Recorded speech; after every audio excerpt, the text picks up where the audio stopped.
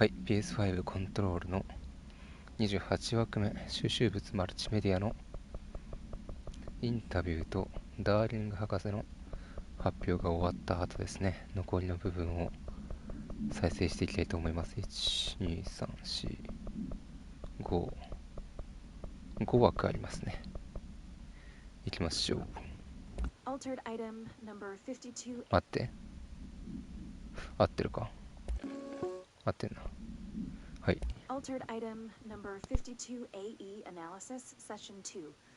I will begin by introducing various stimuli to the item. First, a low voltage electric shock. No response.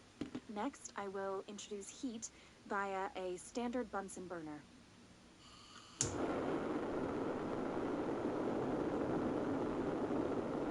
No response. Next, a series of solutions will be applied, each with a different value on the pH scale, from 0 to 14.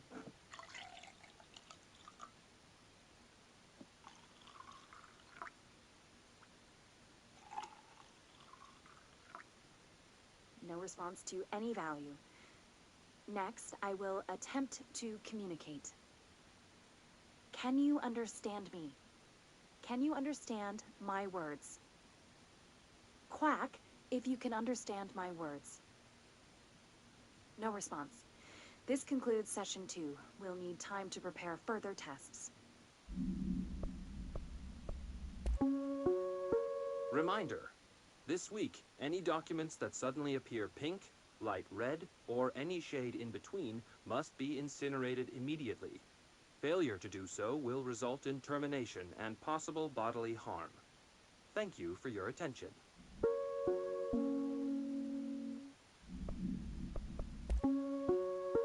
Reminder: the law of 3 also applies to all faucets within the oldest house. Be mindful and don't cause any aquatic misconduct. Thank you for your attention.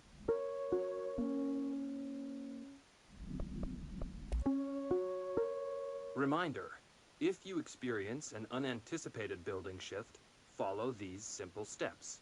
1. Search the room for any altered items or objects of power. 2. Carry the altered item or object of power to the nearest safe room. 3. Wait for Bureau staff to find you and the object. If there are no altered items or objects of power in the vicinity, then reach your supervisor via the nearest intercom and await further instructions. Thank you for your attention.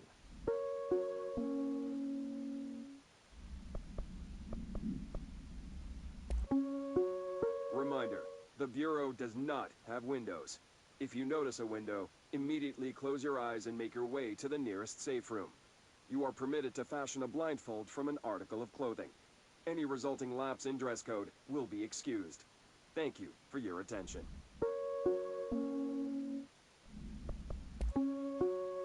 Reminder: all employees are required to report their hours at the end of each month.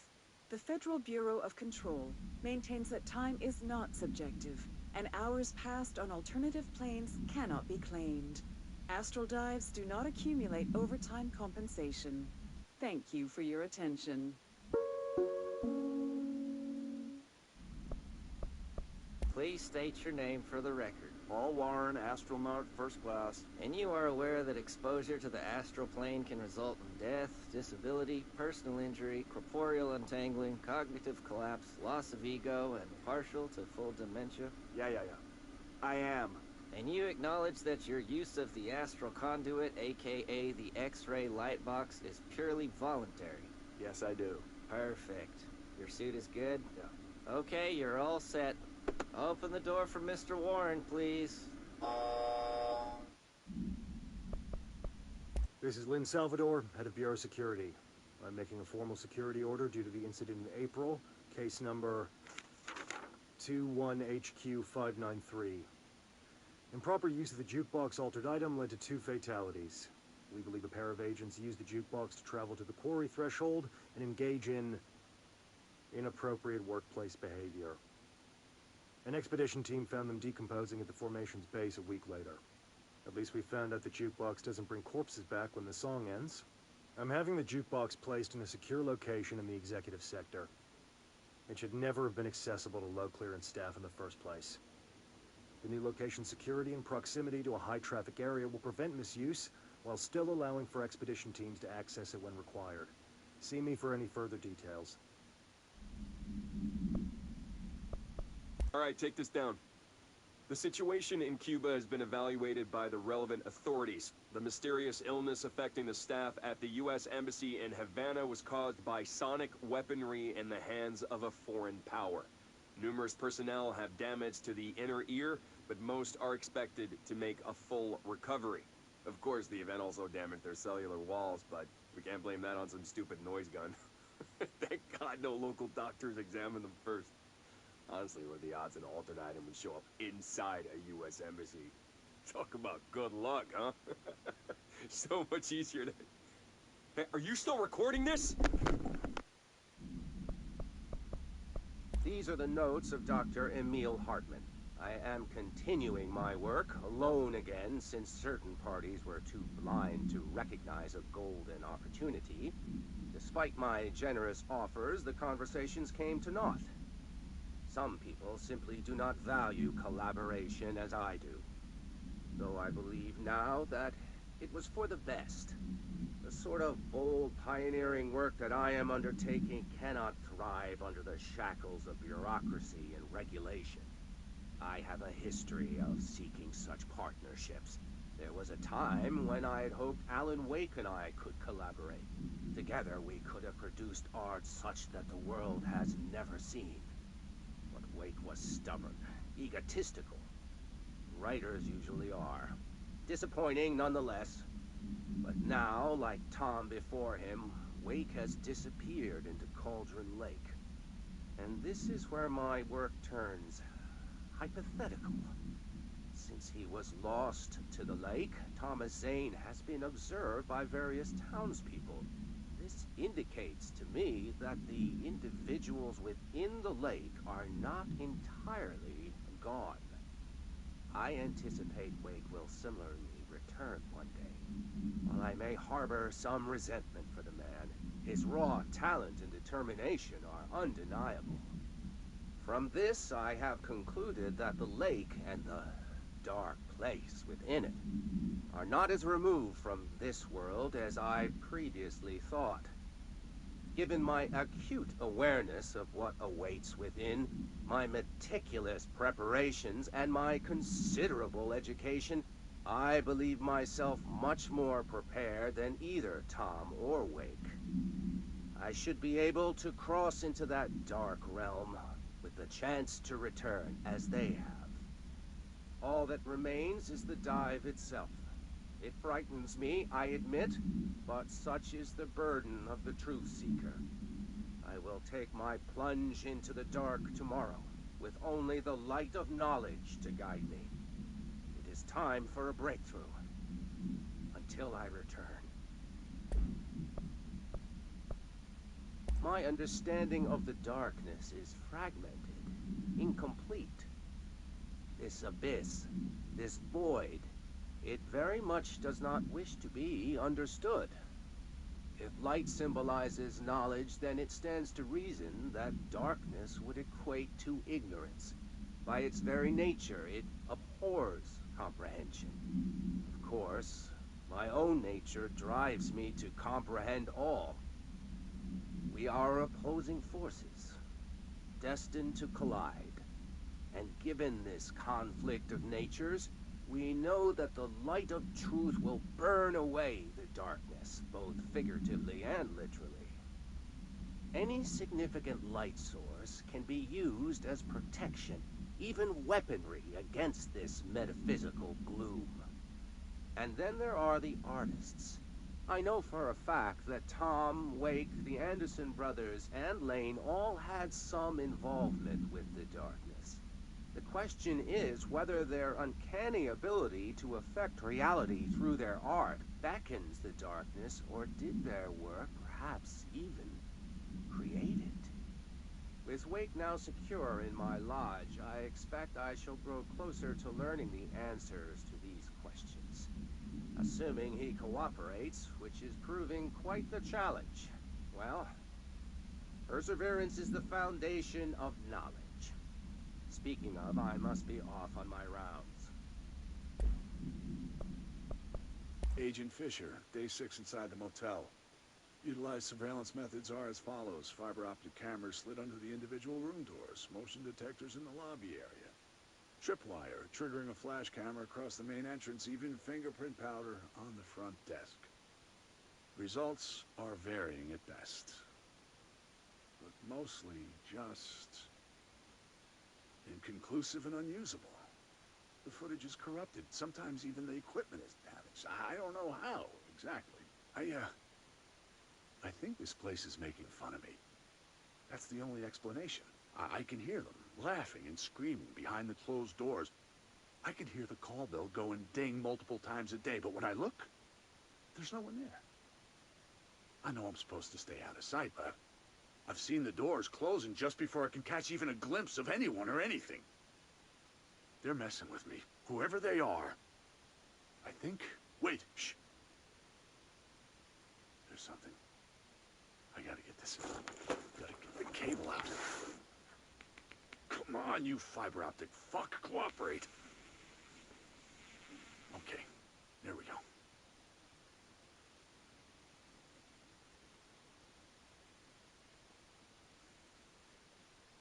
All right, that was faint, but I definitely heard movement coming from the hallway. I think I might have finally caught one. Ha!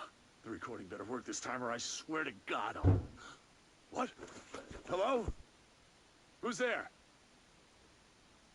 Oh, shit. I'm with the FBC. Move away from the door. I have a... Where's my... Squad Captain Lopez, reporting on Expedition 17B.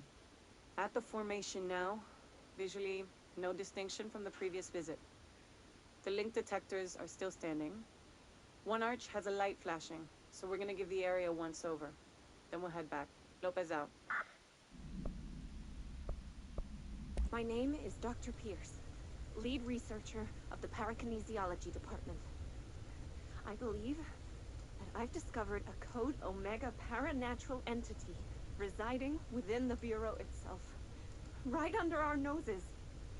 Darling refused to allocate me the budget or resources, so I'm taking matters into my own hands. Let this recording be the proof I need to convince them. The furnace can speak. It's been talking to me for some time now. Listen.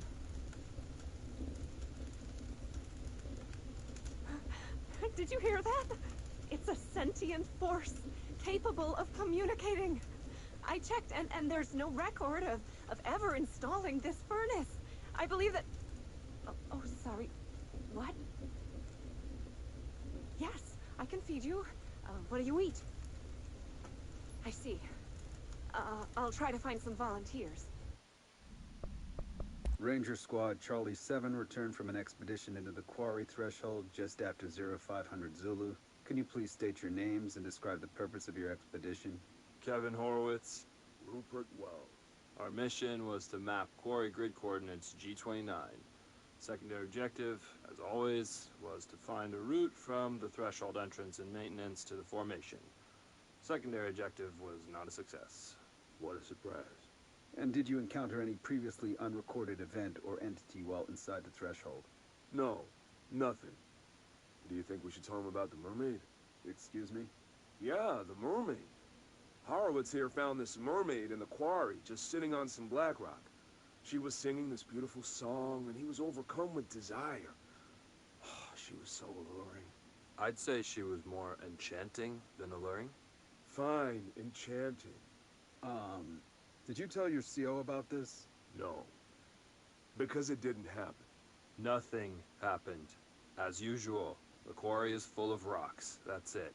Can we go now? Fuck you guys. Get out of here. You're listening to America Overnight, a beacon in the darkest recesses of possibility for more than 29 years. We have another letter from a listener. This one's unsigned, but postmarked from Toledo. It says, Dear America Overnight, I have the most wonderful appliance for your listeners. It is a miracle of God. A fondue set. A fountain. A blessed gift. Blessed is spelled with a capital B. Go on, they write. Dive on in. It is molten hot. Perfect for meat. No signature. As far as I know, no fondue set was sent to us here at the studio. Just this letter. Wait. I think there's something else in the envelope. Some kind of black powder with white shards in it? Bone, maybe? Karen?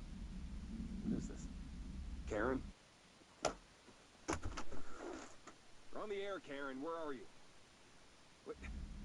What's this powder in the booth? Is this ash? Oh. Oh, God. Karen? How do I cut to commercial?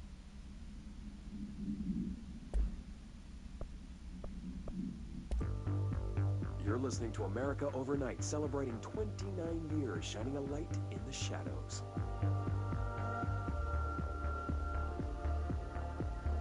Thank you for staying with us. Here's our first caller. Hi. What I'm about to tell you, if they found out, I don't know what would happen. If who found out, brother? The men in the suits. They told me it was an industrial accident, but this is something else. Something nobody talks about. Ordinary. This certainly doesn't sound very ordinary, caller. No, not ordinary. Ordinary. It's a town. And it wasn't an industrial accident. I mean, that's what they said, but that's bullshit. Whoa, please watch the language, caller. It may be 2 a.m., but we're still a family show. I'm sorry. It's just, my brother lived there. They said the town was destroyed, but it wasn't. I went there. The people are gone, but the town's there.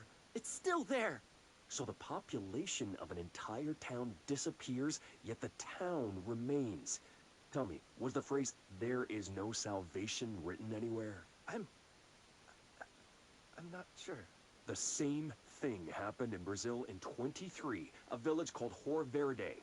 More than 600 people just up and left. The government said they were fleeing guerrilla forces, but we know the truth. A mass abduction.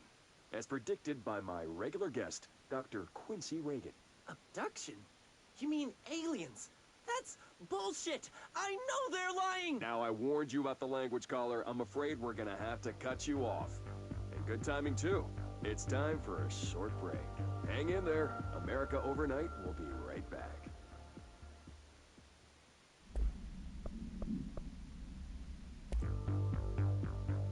You're listening to America Overnight, mystifying the airwaves for more than 29 years. Thank you for staying up with us. Ghosts. We've had many callers over the years tell us of hauntings, voices, and other phantasmagorical phenomena. Today, friend of the show, Dr. Quincy Reagan, tells his story. Quincy. Thanks. This is something I experienced recently while staying at the Chili Pines Motel in Macon for last year's SuspiciaCon. I was in room 47. The night manager, an avid listener of the program, insisted I take this particular room. Now, the manager explained that years back, the body of a man was discovered under the bed, inside that wooden border that motel beds tend to have. And the body had been there a week, he said. Guests had stayed there, sleeping with the corpse a foot below them. They only found the body when housekeepers complained about the smell. Hauntings have been reported in room 47 ever since. I happily took the room. I fell asleep pretty quick, checking under the bed first, of course. No ghosts visited me, no chilly spots or flickering lights. But when I woke up, I found myself under the bed. It was dark and stiflingly hot. Luckily, I was able to push the mattress off and crawl out before I suffocated. The night manager was kind enough to find me another room. Oh, there you have it, listeners. What we call ghosts take many forms. Quincy was brave enough to tell his story, and I encourage you to keep calling and writing whenever you encounter something strange, something you can't explain. Maybe you're seeing colors that we have no name for. Maybe your toaster is possessed. Remember, dear listeners, when no one else believes you, we do. America Overnight, we'll be right back.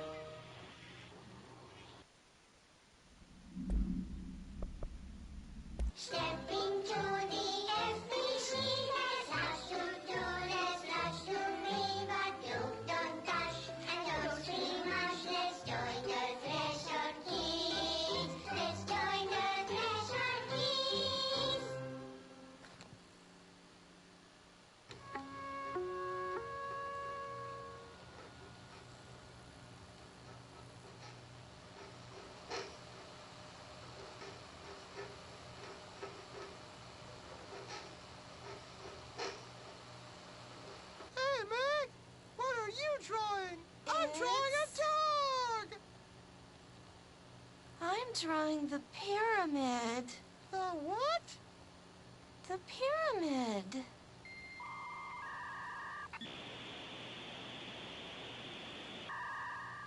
What's a pyramid? The Black Pyramid. It's in the astral plane. Airplane? Astral plane. It's big, white, and empty. Or is it? It's a weird, crazy alien dimension. The white goes on forever. You can get lost in all that white and never find your way back home. I miss my home.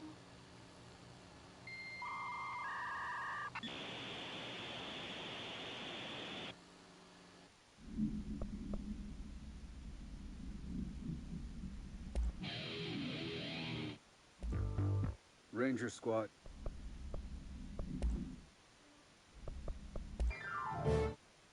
Okay.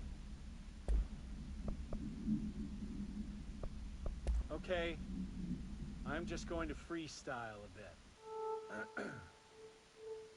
My mother always said, never talk to strangers. Always. Never. Never. Always. Ever. Never. But isn't a stranger just someone you don't know? What if the only thing stopping a stranger from being a friend is that word? Stranger. Strange.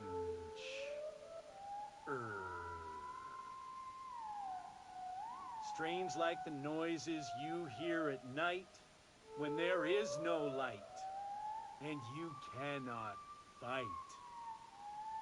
Strange like a rubber duck that follows you around and makes you drop your coffee every time that it quacks because the noise scares you. Then you have to clean up the coffee while the duck stares at you and continues to quack,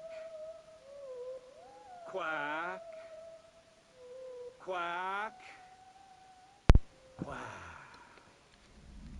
まあ音楽はちょっと別枠で残したいと思いますけども、これはちょっとあんま音楽っぽくないんで入れました。3つは別枠で撮ります。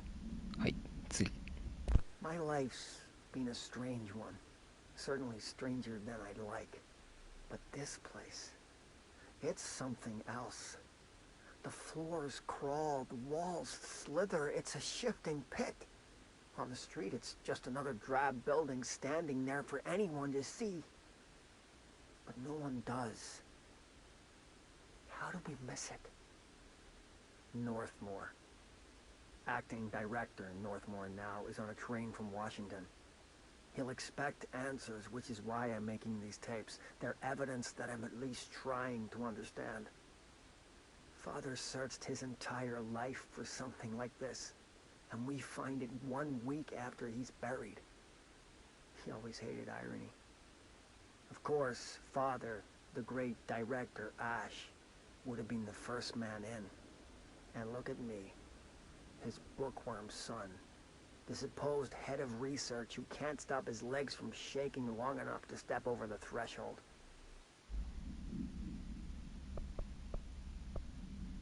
It's been 5 days since we first entered the building. Traversing the interior is dangerous due to the shifting, but we did manage to find a lower cavern that seems structurally predictable, which is a scientific way of saying its walls won't crush us in our sleep. Northmore even made a discovery. A pistol placed on a stone pedestal in front of that strange ebony pillar. Seems like something out of a storybook, except the heroes usually find swords, not handguns. But it is the perfect lure for someone like him. Hours after finding this weapon, Northmore cornered me to spout some nonsense about how the board had made him the director. He ran it about the title being meaningless before now, calling Father and all other previous directors shams, frauds, and worse.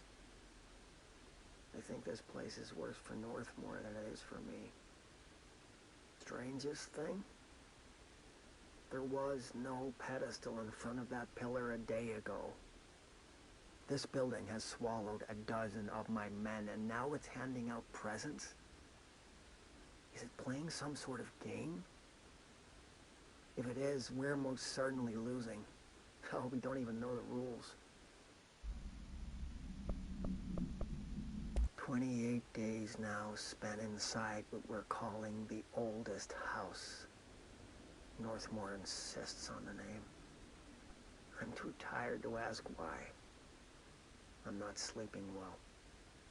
Per orders, me and my research team have established a permanent examination lab in the Foundation. I basically live down here now, like the obedient head of research Father raised me to be. I spend my days investigating that odd pillar where Northmore found the handgun. The work was half-hearted at first, I admit. But then I discovered numerous non-Aristotelian energy channels converging at its base. Ley lines, dragon roads, Hyligalinian, call them what you want. But this pillar is the crossroads. I started building something. Equal parts talisman and technology. An array that can impose order on the ley junctions. That's the idea, at least. We'll see when I'm done. I prefer to work away from the pillar. I'm not the only one who feels like that thing has eyes. Entry day plus 51. Northmore has ordered an all-hands search for objects similar to the service weapon. He claims there are more in the house, though I don't see how he's so certain. He's been strange lately, talking about joining greater causes and frequently mentioning a pyramid. After pressing him, He finally described this pyramid to me. Inverted, black, mathematically perfect. Oddly enough, Adam and the other id have shown me numerous inverted triangles painted on the cave walls. Surely there's a connection, but I don't see it yet. As far as occult symbols go, triangles are by no means rare. Flood, Levi, Kroll, they used that shape like it was going out of fashion. Standing on their base, triangles signify stability and strength. Inverted on their points, they represent conflict and stagnation. Of course, the orientation is just a matter of perspective. Looking at the pyramid from below gives you one, from above another. Northmore says he looks up at the inverted pyramid. I have to wonder, is anyone standing over it, looking down?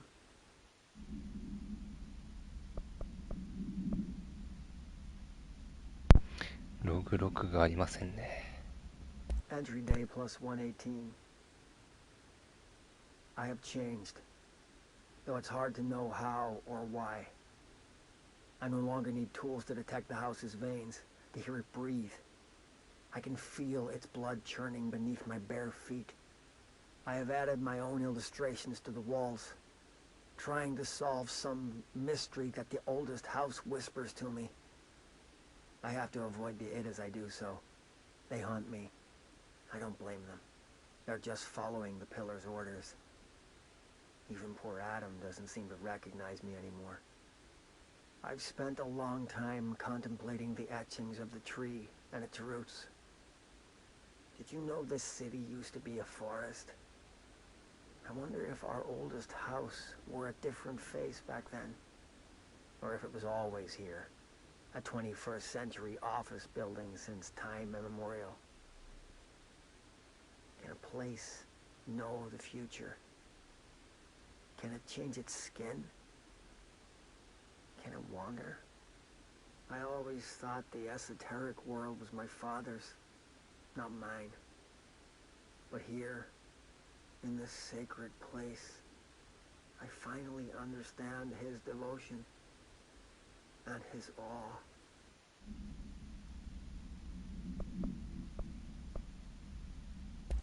Nobody else hears the house. Their ears are too full of lies. We were shown the way inside so we could help, but all we've done is fall victim to the same parasite. I should have seen the web earlier. The strands between Northmore, the pillar, the gun, the id. What hope did we have? Thrown into this conflict beyond our comprehension. I've decided to rejoin the Bureau in the upper levels, to end my long absence spent in the Foundation. Northmore will be angry at me for disobeying him. That's just his way. But I don't care. I need to remain in the oldest house to help however I can. I doubt I can steer the Bureau back on the right course, but I have to try. How did I go so long without a purpose? Without devotion? I can hardly remember how it felt. I realize how grateful I am to Father for setting me on this path. I wish I could tell him that. 全部見たんだけど、あとホットラインか。ちょっと66だけ番号的に借りてるっていうのが明らかなんで、取りに行きたいと思います。場所はアストラルコリジョン基盤セクターのいけるかな。アストラルコリジョンどこだ。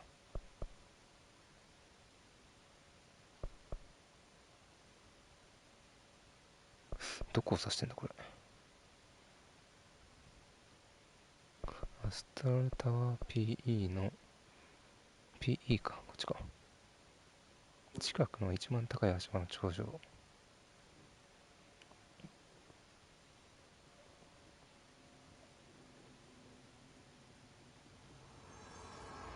のこれかな。こ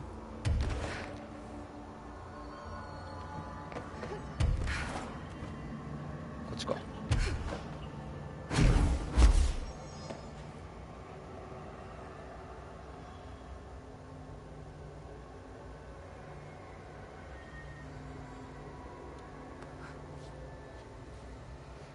取ったのかな、もう。アストラル P の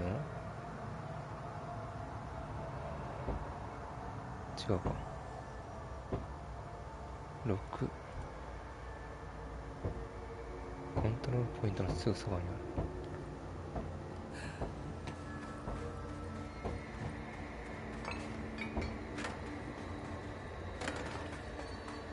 これか。これだ。Entry day plus 86. There's been a change. Hercules and Mabel. I mean, it numbers 3 and 11 attacked my staff today. 2 fatalities. 3 if you count Mabel.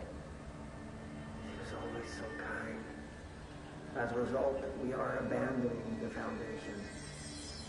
Northmore gave the order to transfer our resources to the upper floors. Now that my control points allow us to safely come and go from the New York streets, did I forget to include that fact in my previous logs? I've been so busy. Using the arrays I made. Control points have been established throughout the oldest house. Excuse me if I don't sound excited, it's just... A few months ago, I would have been overjoyed to leave the Foundation. But now I realize I've grown fond of it. There's something deep in the stone here, deeper than that watching presence. Something warm. I feel it needing me. I won't go. I'll refuse. Northmore won't be happy, but so be it. I'm starting to see him for what he is. An impotent storm. Father Shane in a cheap suit. 終わったかな。ということで、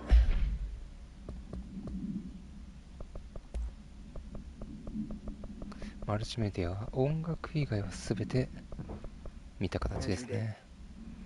ご視聴ありがとうございました。それでは。